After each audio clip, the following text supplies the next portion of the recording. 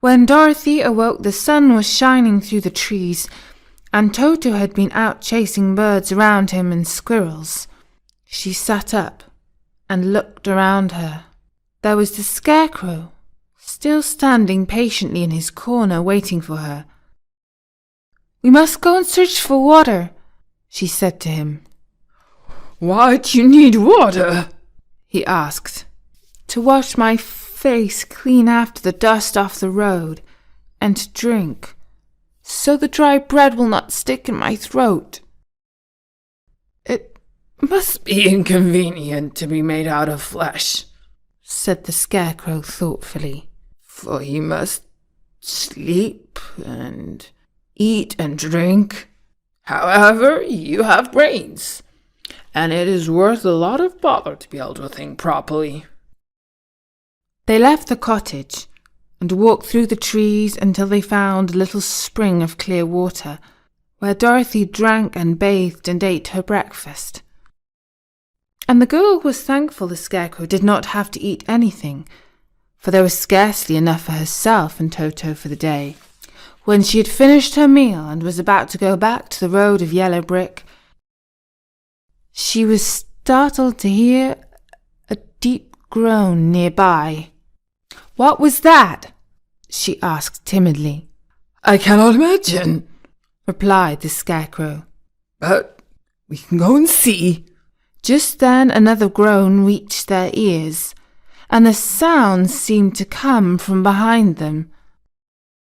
They turned and walked through the forest a few steps, when Dorothy discovered something shining in a ray of sunshine that fell between the trees. She ran to the place, and then stopped short with a cry of surprise. One of the big trees had been partly chopped through, and standing beside it with an uplifted axe in his hands was a man made entirely of tin. His head and his arms and legs were jointed upon his body, but he stood perfectly motionless, as if he could not stir at all, while Toto barked sharply and made a snap at the tin legs, which hurt his teeth. "Did you groan?" asked Dorothy. "Yes," answered the Tin Man. "I did. I've been groaning for more than a year, and no one has ever heard me before or come to help me." "What can I do for you?" she inquired softly, for she was moved by the sad voice in which the man spoke. "Get an oil can and oil my joints," he answered. "They are rusted so badly that I cannot move them at all. If I am well oiled, I shall soon be all right. You will find an oil can in a shelf in my cottage." Dorothy at once ran back to the cottage and found the oil can, and then she returned and asked anxiously, "Where are your joints?" "Oil my neck first," replied the Tin Woodman.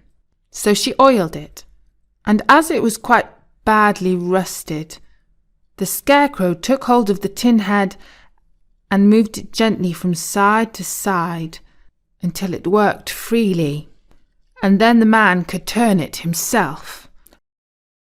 "Now oil the joints in my arms," he said. And Dorothy oiled them, and the Scarecrow bent them carefully until they were quite free from rust and as good as new. The Tin Woodman gave a sigh of satisfaction and lowered his axe, which he leaned against the tree. "This is a great comfort," he said. "I've been holding on to that axe in the air ever since I rusted, and I'm glad to be able to put it down at last. Now, if you will oil the joints of my legs, I shall be all right once more."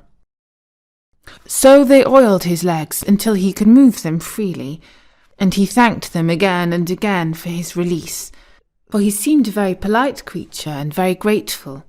"Do you suppose Oz could give me a heart? Why, I guess so, Dorothy answered. It would be as easy as to give the Scarecrow brains. True, the Tin Woodman returned. So if you will allow me to join your party, I will also go to the Emerald City and ask Oz to help me. Come along, said the Scarecrow heartily, and Dorothy added that she would be pleased to have his company. So the Tin Woodman shouldered his axe, and they all passed through the forest until they came to the road that was paved with yellow brick. The Tin Woodman had asked Dorothy to put the oil can in her basket. "For," he said, "if I should get caught in the rain and rust again, I would need the oil can badly."